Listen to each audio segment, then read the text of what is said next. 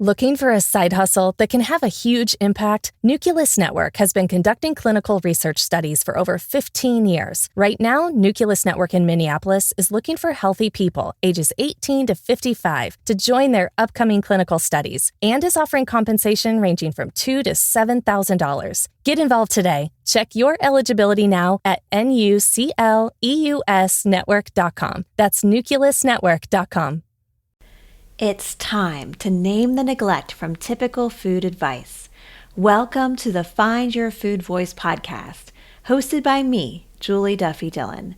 I'm a registered dietitian with 20 years of experience partnering with folks just like you on their food peace journey. What have we learned?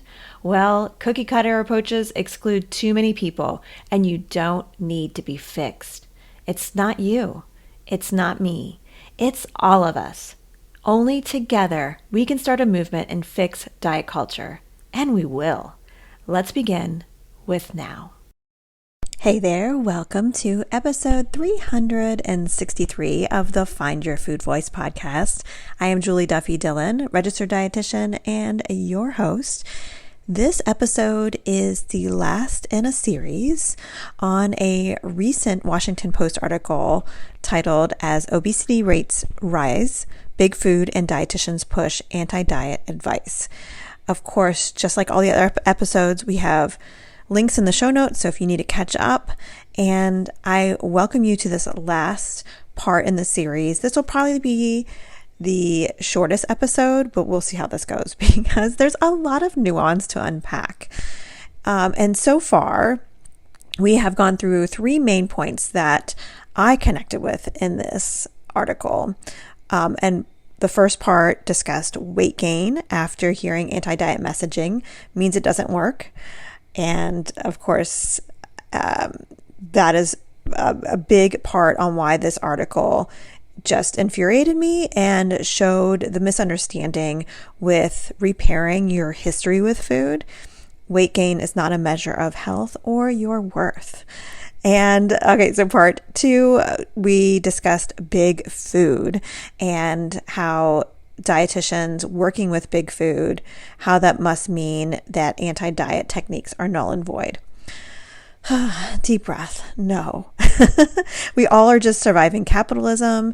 Big food notices how much we humans need this anti-diet messaging because of our need for permission to heal. And they are still selling a product. And as dietitians, it'd be wonderful if the government in the United States paid us to do our jobs, but we barely make a livable wage. And working with food companies is something that many of us do, myself included, in order to just survive capitalism in its hellscape. Does that mean we love big food? I mean, I can only speak for myself. I mean, I don't love that, but also it doesn't mean that anti-diet messaging is wrong just because dietitians will sometimes work with big corporations. All right, let's unpack this last part. But before we get to our sponsor break, a quick note just to let you know that the Find Your Food Voice book pre-order link will be ready very, very soon. You have been so supportive of me this last year. I started writing this in August of 2023, and I just turned in my first draft a few weeks ago. So thank you for all the support, and I am so excited to share this book with you. I can't wait for you to read it. And like I said, the pre-order link will be ready very soon, so be on the lookout for that. All right, let's get to our quick sponsor break, and we'll be back. Looking for a side hustle that can have a huge impact? Nucleus Network has been conducting clinical research studies for over 15 years. Right now, Nucleus Network in Minneapolis is looking for healthy people ages 18 to 55 to join their upcoming clinical studies and is offering compensation ranging from $2,000 to $7,000. Get involved today. Check your eligibility now at nucleusnetwork.com. That's nucleusnetwork.com. Welcome back. So I want to start this part talking about something that's really common whenever you read a health article, whether it's in mainstream media or in scholarly journals. you'll notice a trend. They always will use research or some kind of stats that talk about the obesity epidemic. And it's something that, as you know, I've been an anti-diet dietitian for over 20 years now. It's something I'm really used to. It's I don't know, really easy to access that information. And as it names all these stats in this Washington Post article, you know, I was not surprised.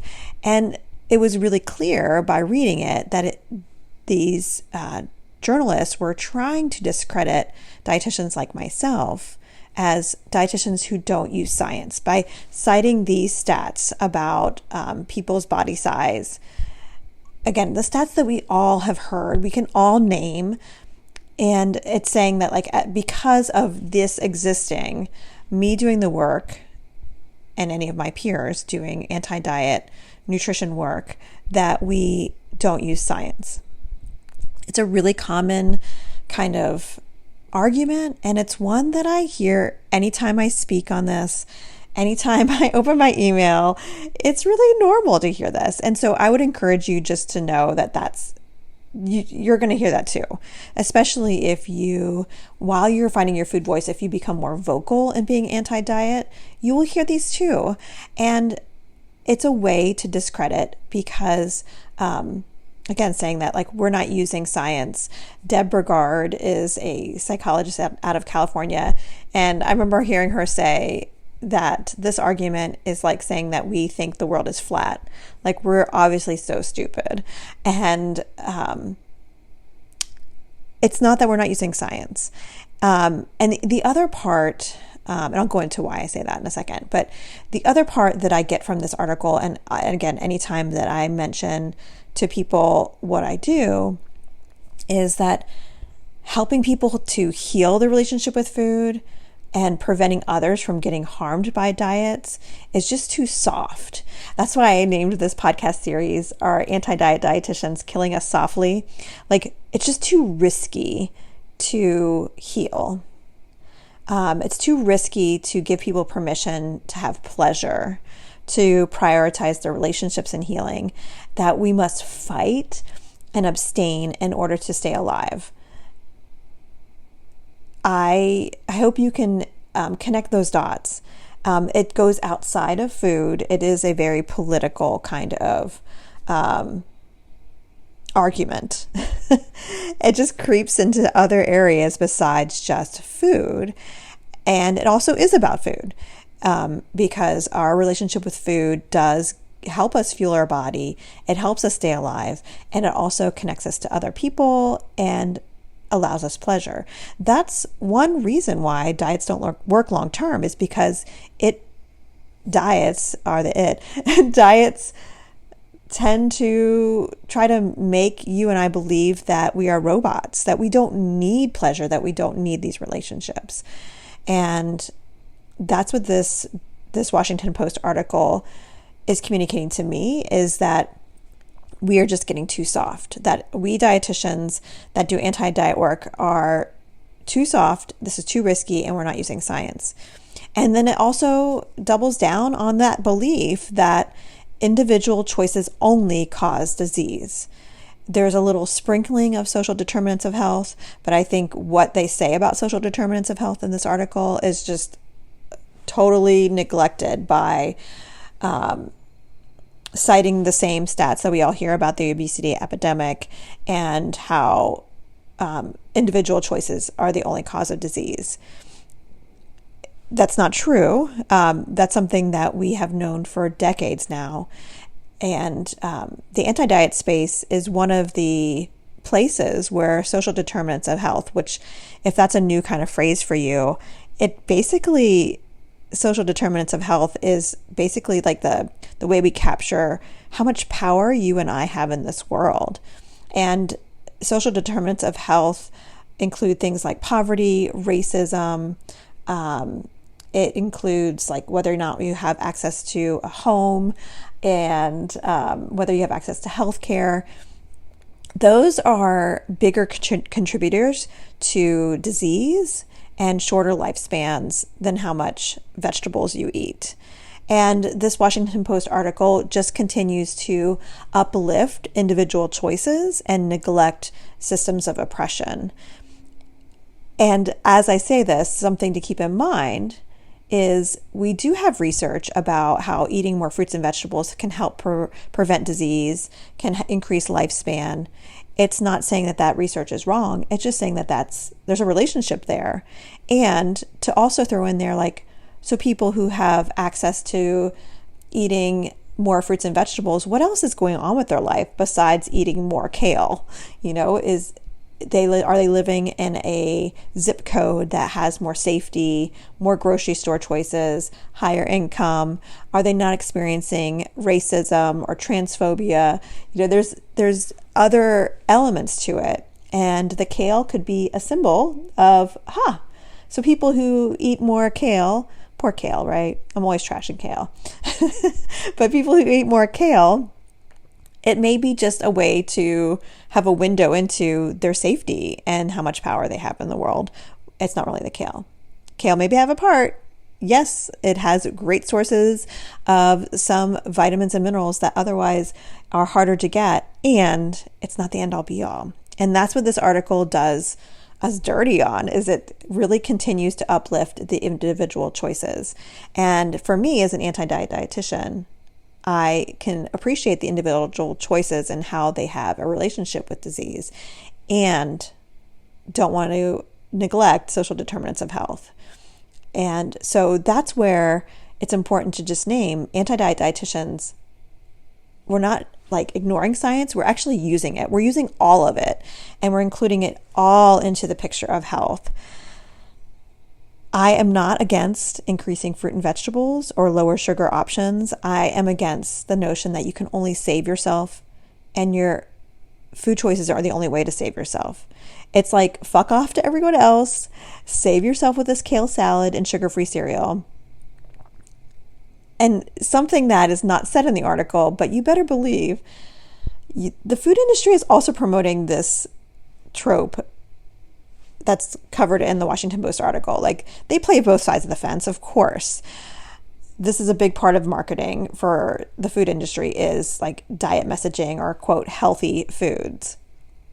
So dietitians who are in the anti-diet space, like myself, we are not denying science.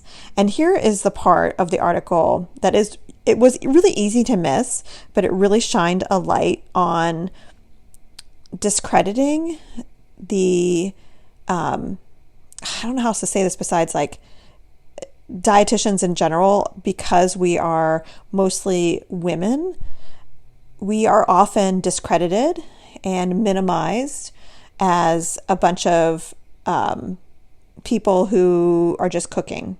Again, just cooking. There's a lot of the just as modifiers in dietitians that just can grate on my nerves like nails on a chalkboard. But anyway, it's just because there's so much misogyny within the way that the world sees dietitians. And I think it's because we are mostly women. But okay, here is the quote from the Washington Post article. Dietitians who deny the connection between excess body fat and chronic disease have made up stuff that is a fantasy and a fairy tale. Immediately what I thought about reading this, and I will tell you, this quote is from someone else. I didn't write down in my notes who actually said this in the article, but what I very clearly was getting from it is that this person and the Washington Post were trying to say that we are just stupid young girls in our fantasy land. We're like playing with dolls and playing with make-believe because we don't use science. We're really soft, and it's hurting us. Like, we need to fight and abstain in order to promote health. That trusting these weak little girls is hurting us. Oh, something that is really important to keep in mind is sharing different points of view from people with different perspectives only gives us more information. And the diet industry and all the oppressive systems connected to it are a part of this argument to discredit your right to heal your complicated history with food.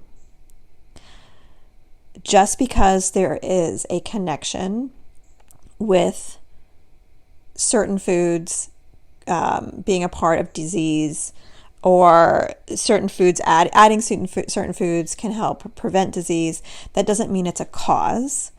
This is very basic science. Most nutrition research is correlational.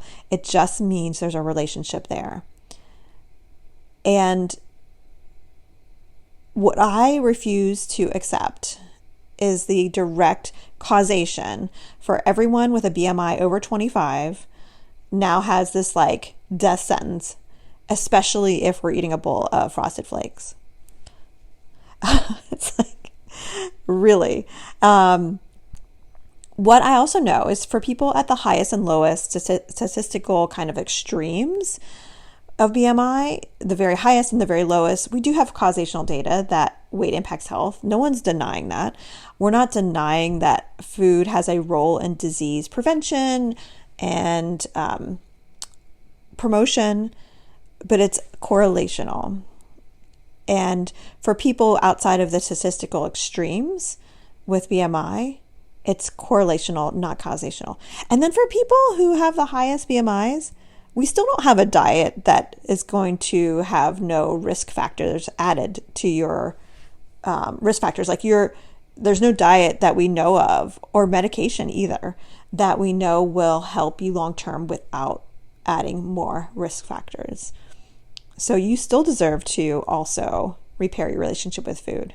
You still deserve to experience pleasure and eating enough. So I can go on and on this topic, but I hope going through each of these in this series helps you to apply it in your life, and when it comes up again, because it will. With every step that you take to repair your relationship with food, every single step, you are going to hear something similar to this Washington Post article. And the more repetition you have, whether you speak your truth or not, but the more repetition you have with practicing naming where the errors are, or the assumptions, or how systems of oppression are contributing to the argument, the more repair work you will do. I am rooting for you. I am rooting for you.